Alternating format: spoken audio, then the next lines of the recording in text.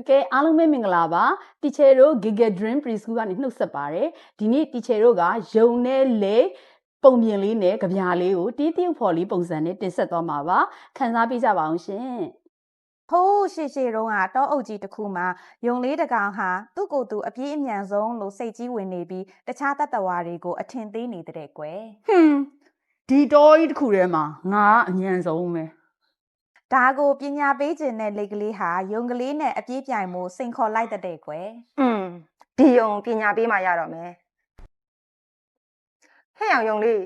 ဒိုးနဲ့မင်းအပြေးပြိုင်ကြရအောင်ဟာစိန်လိုက်လေကွာအဲ့ဒါဆိုမနေ့ပြန်ဒီချိန်လာခဲ့ကောင်းပါပြီယုံနဲ့လိတ်အပြေးပြိုင်ပွဲမှာဒိုင်လို့ဖို့ပညာရှိရှင်ကလေးကိုခေါ်ထားတဲ့ဒီသတင်းကိုကြားတဲ့ယုံကလေးရဲ့တငယ်ချင်းတွေနဲ့လိတ်ကလေးရဲ့တငယ်ချင်းတွေဟာပြိုင်ပွဲကိုစိတ်ဝင်တစားလာကြည့်ကြတဲ့ပြိုင်ပွဲစတင်တာနဲ့3 2 1 go အချိန်အတော်ကြာယုံကမြန်မြန်ပြေးတဲ့ပြီးတော့မောပန်းလာလို့ခဏနာကိုစဉ်းစားတဲ့ဒီလိတ်ကတော့နောက်မှာကျိန်းသေးတယ်ငါခဏနာအောင်ပဲမောလိုက်တာလေကလေးအနောက်မှာပဲရှိနေမှာမို့ခဏနားလိုက်တဲ့ယုံကလေးဟာမကြခင်မှာအိမ်မောကျသွားတဲ့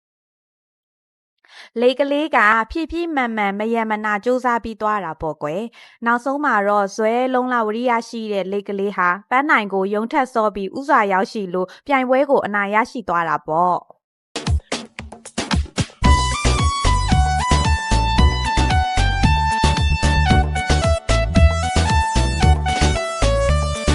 ယုံနဲ့လိတ်တို့အပြေးပြိုင်နှွဲကြပြိုင်ဆိုင်